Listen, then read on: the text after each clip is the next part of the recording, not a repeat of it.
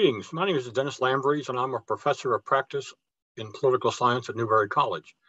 This video will act as the welcome and introduction to our Global Issues and Controversies class, Political Science 123X for the spring semester of 2022. I want to talk a little bit about the goals and expectations of the course, and then to set up with a little bit of discussion about your reading for this week, which is a short story by Ursula Le Guin called The Ones Who Walk Away from Omelas. One of the challenges that we're going to have in looking at issues and controversies is the fact that not all of us will be aware of them, or if we're aware of them, we not be concerned about them because we don't feel they impact us.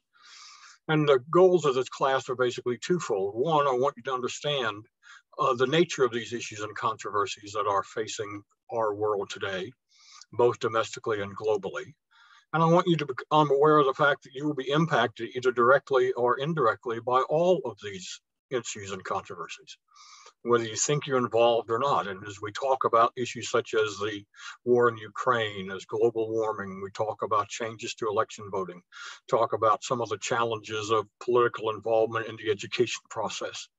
What are the long-term implications? And so to do that, we'll be looking at each of those topics on a weekly basis.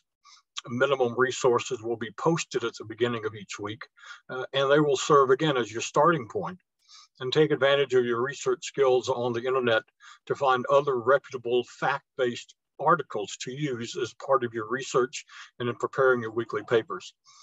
Make sure that you understand the difference between what is an opinion piece and what is a factual piece. And these are going to be your primary news sources, such as Fox News, NBC, ABC, CBS, National Public Radio, British Broadcasting, CNN, New York Times, Washington Post, LA Times, Chicago Tribune, and in South Carolina, like the Charleston Post and Courier, and perhaps a state in Columbia. And you want to use these because they are going to give you facts, and we can disagree about the facts, but they are fact-based rather than opinion pieces. Too often what you find on blogs or non-mainline sites are opinions and partial representation of facts that are designed to push forward a particular agenda or perspective on the issues. And we're not trying to teach you what to think on any of these issues, but help you understand the background, some of the challenge involved with it. And by doing that research, increase your awareness. I want you to be careful when you use internet resources because there is a lot of bad information on the internet. Information that, again, is opinion-based rather than fact-based. And if you're going to form your own opinion, you need to be working on an observable set of facts, not just parroting someone else's opinions. So that'll be the first challenge. I'll be providing you a 4 or 5, depending on what I think is a reasonable start. And then based on those, there will be links within each of those articles that you can follow, or again, just use your search engine, Google, Bing, whichever you happen to be using, and find those reputable sources. I have entered on our resource in Wolfden a series of short articles that talk about college level writing, the importance of citations, ways to avoid plagiarism, and ways to avoid simple grammatical errors. One of the things that you'll find out, if you have not already found out at the college level, is that writing is a critical skill to have. And your ability to express those ideas clearly and distinctly is a top priority for you to learn early on in your career, but practice throughout your college career, because that will then set the tone for what's going to follow in your professional career. It's also important that you avoid any hint of plagiarism. And plagiarism is basically using the work of others and claiming it as your own. First, it is a major violation of all college policies, no matter where you're attending. And it can, in fact, lead to termination at the maximum or the minimum, a failing grade for an assignment. You don't want to get involved in that process. The general concept to follow is when in doubt, cite. And you would rather be criticized or critiqued on too many citations rather than not enough. You have a couple guidelines that are also posted under resources that give you a variety of styles for citation. I don't have a preference for which one you use. However, you must use one, and you either use the in-text format, footnotes, endnotes, and include a bibliography. The challenge and the importance of doing this is, one, to validate your work, and second, to allow others that may have questions access to your resources so they can do further research on their own. And that's, again, a critical idea behind academia, is being able to share your sources, your resources, and then allow those to be used by others if they want to do more research on the topic. So again, critically important. The reading that we have for this week is a short story by Ursula Le Guin entitled "The One is Those Who Walk Away from Omelas." And it's a very short story, but it raises interesting questions for us in this class. It asks the question, what obligation, if any, do individuals have, do citizens have, to address the poor situation, if you will, in which others might find themselves? In this case, you'll find that happiness depends on the suffering of one individual. And the question that the short story asks is, what would you do in that situation? Well, all of these issues we're going to talk about are going to place you in that same situation. Unfortunately, many of us only care about those issues that impact us directly, that have an impact on our life or on the lives of people we care about who are close to us. But in the larger sense, nothing can happen that you are not impacted by one way or the other. So for instance, the war in Ukraine is a long way off, but look at the impact it's having on supply chains, on gasoline and oil prices, on food items. The impact it's going to have long-term is, even when this conflict ends, what are going to be the timeframes needed to fully recover from the economic challenges it has, to say nothing of the needless suffering of the citizens of Ukraine. You'll find that the other challenge in doing internet research is the fact that all sides have put their own perspective. So is this an invasion of a sovereign territory, a sovereign country? Or is it just a recovering of a territory that should have been part of the Russian Empire all along? That gets to be part of where you need to base facts, not opinions. And so by using reputable resources in putting together your responses, you'll find that. But that ties into Ursula Le Guin's story, The Ones Who Walk Away from Omelas, is what do you do? What obligation do you have, if any? And if you are going to take action, what are the implications for those actions? And that's a real tough question for all of us, because as I said, we tend to be very self-centered and self-focused, primarily concerned about our own self-interest. And in doing that, we oftentimes fail to recognize the implications that any particular act has. And that's the challenge that we're asked by Ursula Le Guin, is what would you do if you saw that situation?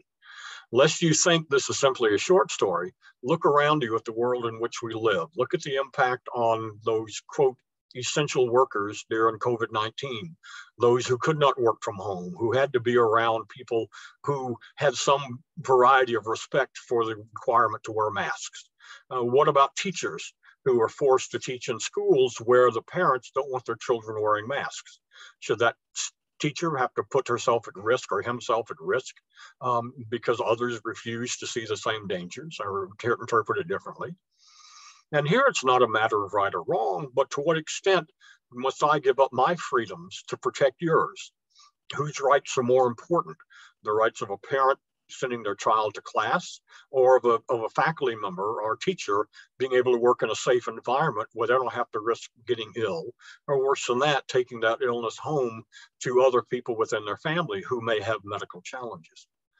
That applies to all of these things. When we talk about changes to public education, what is the purpose of higher education? And what are the implications if politicians decide that they know best what should and shouldn't be taught? One of the challenges we see when we look at the world is look at what's taking place in Russia now, is the way it's putting down protests against its actions, cutting down free press, arresting people in by the thousands for simply expressing their opinions, something that in this country that's one of our fundamental rights. Look at what's going on in China as far as the same thing, the impact that Hong Kong has made on the world historically because of being a financial center. And now that China is taking it back over, look at how the democracy movement has failed. The protesters have been arrested. The high cost of protest is something most people are unwilling to accept. Also think in the context of the Ukrainian war, China has claims on the island of Taiwan and claim it to be part of their territory. And so what happens if they decide, gee, I want it back? Do we need to stand by and let them take over? Is their history strong enough to justify that kind of action? And what about the human toll of these kinds of wars and military actions? What impact do they have? And what responsibility do we have? That's what Ursula Le Guin asks us. What do we have to do, should we do, or need we do? And we see these injustices taking place. The United States has that. Look at all the jobs, again, that most people do not want to do, but have to be done. What about those folks? Are we enjoying our quality of life because other people are working in coal mines or working in unhealthy work environments, or who have unsafe work environments, but they're afraid to say anything because they need their job? Those are all the issues that Ursula Le Guin raises as she talks about this little town called Omelas and the people in it and how the people react. So as we go through, read this, I'll be posting online, follow the assignments online for questions that I will prompt you in writing your essays.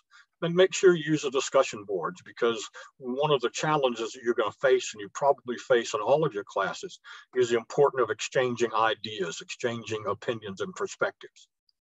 As I say in the syllabus in all of my classes, I do not grade people based on their opinions. My job is to help challenge your opinions so that you find your own defensible opinions and move forward with that. And if I do my job, by the end of the semester, you will not know my opinion about anything. Oftentimes in comments to your post, I will take the opposite point of view, not because I agree or disagree with you, but because that's my challenge, to help you think critically and evaluate seriously the positions you're taking on these things. So I look forward to working with you this semester. You have my email, and that's preferred method of contact. Email at your convenience. There is also in Module 1, your welcome and introduction, and ongoing discussion posts for questions that you may have. Please feel to email me directly and I'll get back. My general action on emails is if one person asks, everybody gets a response, because if it's something you're thinking about, it's probably something another student is thinking about as well. So again, look forward to working with you this semester. If you need me, just contact me at your convenience. Due to work schedule, it may be a day or more before I can get back to you, but in most, if not all cases, will be within at least 48 hours. I do try to check on an ongoing basis, and at most time it's going to be less than 24 hours. Good luck with the readings this week, and keep in touch with the posts that we're going to have on Wolfden, and I'll be sending out routine emails, so it'll also give you access to resources. So study hard, make us proud, and we'll have a great semester. Thank you.